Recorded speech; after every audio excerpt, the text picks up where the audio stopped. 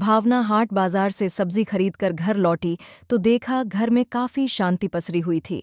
दोनों बच्चे चुपचाप बरामदे में बैठे अपनी पढ़ाई कर रहे थे। रोज धमा चौकड़ी मचाने वाले उसके 5 और 13 साल के बेटे चुपचाप बैठकर पढ़ाई कर रहे हैं। ये सब देख उसे बड़ी हैरानी हुई। भावना के आते देख दोनों बच्चे उसकी तरफ देखकर मुस्कुराए। बड़ा बेटा अंकुर तो फिर भी अपनी पढ़ाई में लग गया, लेकिन छोटा बेटा अभिराम, जो कि थोड़ा चंचल ज्यादा है, अंदर कमरे की तरफ इशारा करते हुए अपनी दादी माँ की एक्टिंग करते हुए उसने बताया कि दादी माँ आ गई है। उसके इशारों को देखकर भावना की हंसी छूट गई। उसकी हंसी की आवाज़ सुनकर अंदर कमरे में से सासू माँ जानकी जी भी बाहर बरामदे में आ गई और आते ही अपने अंदाज में बोली, ये क्या बड़ी बहू, तुझे पता था ना कि आज मैं आने वाली हूँ, पर फिर भी शॉपिंग करने चली गई। बड़ा घूमने फिरने का शौक चढ़ा है। अब यहाँ खड़ी खड़ी खी खी करके दांत ही दिखाती रहेगी या फिर मेरे लिए चाय भी बनाएगी। माँ जी, मैं शॉपिंग करने नहीं, सब्जी खरीदने गई थी। उसकी हंसी की आवाज़ सुनकर अंदर कमरे में से सासू माँ जानकी जी भी बाहर बरामदे में आ गई और आते ही अपने अंदाज में बोली, ये क्या बड़ी बहू, तुझे पता था ना कि आज मैं आने वाली हूँ, पर फिर भी शॉपिंग करने चली गई। बड़ा घूमने फिरने का शौक चढ़ा है। अब यहाँ खड़ी खड़ी खी खी करके दांत ही दिखाती रहेगी या फिर मेरे लिए चाय भी बनाएगी। माँ जी, मैं शॉपिंग करने नहीं, सब्जी खरीदने गई थी, वो भी पास के हाट बाजार में। हाँ हाँ, कुछ खरीदने तो गई थी ना, उसे शॉपिंग ही कहते हैं। अब तुम छोटे घर के लड़कियों को क्या पता, बस अपनी ही शेखी बघारने में लगी रहती हो। अब ज्यादा मुंह मत चला, जल्दी से चाय बनाकर ला। उनकी बातें सुनकर भावना फट से अंदर गई, सामान रखा और रसोई में पहुंच गई। अभी चाय बनाने के लिए पानी गैस पर चढ़ाया ही था कि सासू माँ की फिर से आवाज आई, अरे बड़ी बहू, बाहर कुर्सी भी ले आना, मैं तो बाहर बरामदे में ही बैठूंगी। तुम्हारे घर में तो गर्मी बहुत ज्यादा है, पता नहीं तुम लोग इन 2 कमरों में कैसे गुजर बसर करते हो। जी माँ जी, अभी लाई, कहती हुई भावना कुर्सी लेकर बाहर बरामदे में रखाई। फिर अंदर रसोई में आकर फटाफट चाय बनाई और 2 कप में छानकर बाहर ही ले आई। 1 कप जानकी जी को पकड़ाया और दूसरा कप लेकर वहीं दोनों बच्चों के पास नीचे दरी पर बैठ गई। तभी जानकी जी भावना से बोली, अरे भावना, इस बार मधु ने तेरे लिए कुछ साड़ियां दी हैं, सभी एक से बढ़कर एक है और महंगी भी है। देख तेरी देवरानी तेरे लिए कितना कुछ करती है। कह रही थी कि जेठानी जी के लिए ये साड़ियां लेते जाइए। भैया तो कहाँ उन्हें इतनी महंगी साड़ियां दिलवा पाते होंगे, अंदर मेरे सामान में ही रखी है, अभी थोड़ी देर में दे दूंगी। जानकी जी की बात सुनकर भावना बोली, माँ जी, आप साड़ियां क्यों लेकर आई हो? मुझे ज़रूरत नहीं है, कम है ज्यादा है, जैसी भी साड़ियां मुझे मेरे पति दिलाते हैं, मैं उसी में खुश हूँ। उसकी बात सुनकर जानकी जी मुंह बिगाड़ते हुए बोली, अरे कहाँ दिलाता होगा वरुण तुझे साड़ियाँ, 200-300 से ज्यादा की तो होती नहीं तेरी साड़ियाँ। देख, अभी भी तूने कॉटन की साड़ी पहन रखी है, भला आज के ज़माने में कौन पहनता है ऐसी साड़ियाँ। फिर अगले सप्ताह मधु और संजय की शादी की सालगिरह भी है, वो लोग होटल में पार्टी रख रहे हैं। ऐसे में तुम ये हल्की फुल्की साड़ी पहनकर जाओगी तो क्या अच्छा लगेगा, कुछ उनकी इज्जत का भी सोचो। पर माँ जी, बस बस, ज्यादा जबान चलाने की जरूरत नहीं है, एक बार कह दिया ना, समझ नहीं आ रही तुम्हें? एक तो वो देवरानी होकर भी तुम्हारे लिए इतना सोच रही है और ऊपर से तुम जेठानी की ठसक दिखा रही हो, पता नहीं क्या ईगो लेकर बैठी हुई हो।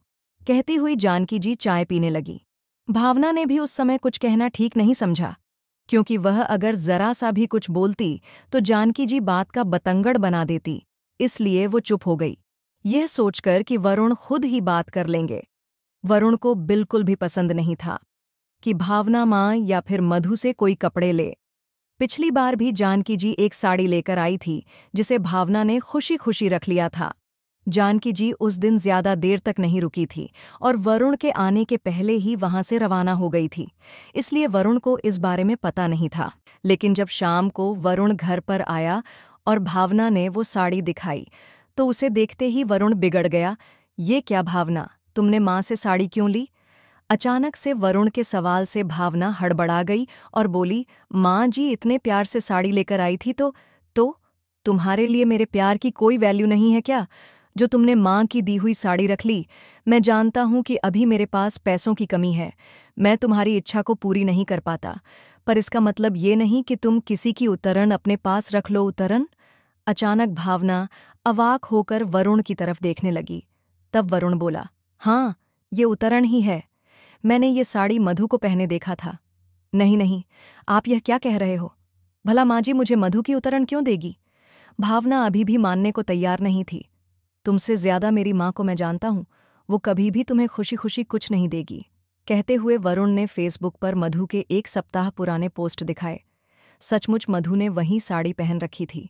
देखकर भावना हैरान रह गई और बोली, तभी माँ जी कह रही थीं कि इसका ब्लाउज कटवा कर रखा था। मिल नहीं रहा है, तुम किसी और ब्लाउज के साथ इसे पहन लेना। बस तब से वरुण ने भावना को माँ से कुछ भी लेने से इनकार कर दिया। जानकी जी के 2 बेटे हैं, बड़ा बेटा वरुण और छोटा बेटा संजय। वरुण पहले अपने पिता का बिजनेस संभालता था, लेकिन अचानक पिता की मौत होने के बाद और बिजनेस पार्टनर की धोखाधड़ी के कारण सब कुछ ठप हो गया। हालांकि वरुण अभी भी सब कुछ ठीक करने की कोशिश में लगा हुआ था, पर परिवार का पेट तो पालना था। जानकी जी भी अब यदाकदा सुना ही देती थी, बल्कि यूं कहो कि वो अब एहसान ही जताती थी। इसलिए वरुण जहां छोटी मोटी नौकरी करके अपना और अपने परिवार का गुजर बसर करने लगा, वहीं छोटा भाई संजय इंजीनियर बन गया और अच्छा खासा कमाने लगा। वरुण की शादी भावना के साथ हुई थी, जो खुद एक मध्यम वर्गीय परिवार की बेटी है, इसलिए शादी में ज्यादा दान दहेज भी नहीं आया।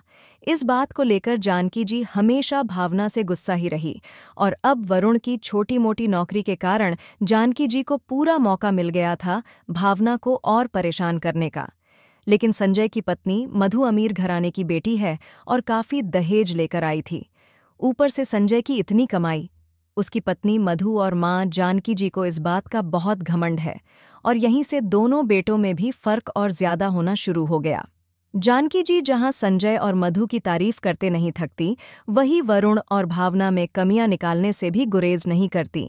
लेकिन उसके बावजूद भी वरुण और भावना अपने परिवार के साथ खुश है। पहले सब लोग साथ ही रहते थे, लेकिन जानकी जी के दोनों बेटों में भेदभाव करने के कारण वरुण ने अपने परिवार के साथ घर छोड़ दिया और अपने पिता द्वारा बनवाए गए इन 2 कमरों के मकान में शिफ्ट हो गया, जबकि जानकी जी अपने छोटे बेटे बहू के साथ उस बड़े से मकान में ही रही। हालांकि वो मकान भी उनके पति द्वारा ही बनवाया गया था। खैर, शाम को वरुण घर पर आया, तब जानकी जी बाहर बरामदे में ही बैठी हुई थी। उसे देखते ही अपने साड़ी के पल्लू से खुद को हवा करते हुए बोली, अरे वरुण, तू आ गया बेटा। कैसे रहता है तू इस घर में? मेरी तो यहाँ गर्मी के कारण जान निकल रही है। वो तो मैं वापस चली जाती, लेकिन अगले सप्ताह संजय और मधु की शादी की सालगिरह है, वो भी बड़े होटल में। बस तुझे बताने के लिए रुक गई। बस अब रवाना होंगी। वरुण जानकी जी की बात सुनकर बोला, माँ 1-2 दिन यहाँ मेरे पास भी रुक जाती तो मुझे भी अच्छा लगता। अरे मुझसे नहीं रुका जाएगा इस 2 कमरों के मकान में। कितनी गर्मी है यहाँ, ऊपर से ऐसी भी नहीं है। तू एक काम कर, कैब बुक करवा दे, मैं अभी कैब से रवाना हो जाऊंगी। वरुण जानता था कि जानकी जी यहाँ नहीं रुकेगी, इसलिए अपना मोबाइल निकालकर कैब बुक कर दिया। जानकी जी अपना सामान लेने अंदर गई। इतने में भावना बाहर निकलकर आई और धीरे से बोली, सुनिए माँ जी, मेरे लिए कुछ साड़ियाँ लेकर आई हैं। वरुण ने भावना की तरफ देखा तो भावना बोली, मैंने मना किया था, पर वो सुन ही नहीं रही, उल्टा मुझे ही सुनाई जा रही थी। अब आप ही संभालिए माँ को। इतने में जानकी जी अपना सामान लेकर बाहर आ गई। उन्हें देखते ही वरुण बोला, माँ जाते हुए अपनी साड़ियाँ भी साथ लेकर जाओ। भावना ये साड़ियाँ नहीं पहनेगी। वरुण की बात सुनते ही जानकी जी ने पहले तो भावना को घूर कर देखा और फिर वरुण से कहा, क्यों, क्या बुराई है इन साड़ियों में? एक से बढ़कर एक महंगी साड़ियां हैं। इसने तो कभी देखी भी नहीं होगी ऐसी साड़ियां। इसने ऐसी महंगी साड़ियां नहीं देखी तो कोई बात नहीं, जब मेरी क्षमता होगी तो मैं दिला दूंगा, पर अभी मेरी हैसियत नहीं है उसे ऐसी साड़ियां पहनाने की। इसलिए आप ये साड़ियां वापस लेकर जाइए। वरुण ने अपनी बात कही तो जानकी जी गुस्सा हो गई। क्या हमेशा लकीर का फकीर ही बना रहेगा? खुद तो कुछ ढंग का कमाता नहीं है, ऊपर से हमको शर्मिंदा करता है। अब अगले हफ्ते संजय और मधु की शादी की सालगिरह है, वो भी होटल में। कितने ऊंचे ऊंचे लोग आएंगे वहां, उसमें ये ऐसी साड़ियां पहनकर आएगी तो क्या इज्जत रह जाएगी उन लोगों की? अरे मैं तो बच्चों के कपड़े भी लाना चाहती थी, लेकिन उनके बच्चों के कपड़े मेरे बच्चों के लिए छोटे थे। सही कहा ना माँ? वरुण ने कहा तो जानकी जी झेंप गई, जैसे उनकी चोरी पकड़ी गई हो। पर वरुण ने बोलना बदस्तूर जारी रखा, मेरा परिवार उतरण पहनने के लिए नहीं है, कम है लेकिन जैसा भी है हम उसमें खुश हैं। आइंदा आप जब भी यहाँ आओगी तो अपनी छोटी बहू की उतरण लेकर नहीं आओगी। अरे उतरण है तो क्या हुआ, इसने तो सपने में भी ऐसी साड़ियाँ नहीं देखी होगी। लेना हो तो लो ये साड़ियाँ, नहीं तो सालगिरह में भी आने की जरूरत नहीं है। मैं नहीं चाहती कि तुम्हारे कारण हम लोग शर्मिंदा हों। जानकी जी भी अपनी धुन में बोलती गई। वरुण सुनकर बिल्कुल हैरान था। भला एक माँ अपने बच्चों में इतना ज्यादा फर्क करेगी, उसकी बिल्कुल भी उम्मीद नहीं थी। आखिर वरुण बोला, ठीक है माँ, दरवाज़ा खुला है, आप जा सकती हो। माना कि आपका छोटा बेटा बहुत कमाता है, पर स्वाभिमान तो मेरा भी है। हम आपको शर्मिंदा करने के लिए सालगिरह में नहीं आएंगे। इतने में कैब आ गई। वरुण की बात सुनकर जानकी जी अपने पैर पटकती हुई बाहर निकल गई। अगले हफ्ते मधु और संजय की सालगिरह में भी वो लोग नहीं गए। आखिर उनके परिवार को उनकी गरीबी से शर्मिंदगी जो महसूस होती थी। पाठकों, क्या वरुण ने वहां न जाकर सही किया या गलत? अपनी राय कमेंट बॉक्स में जरूर दें। धन्यवाद।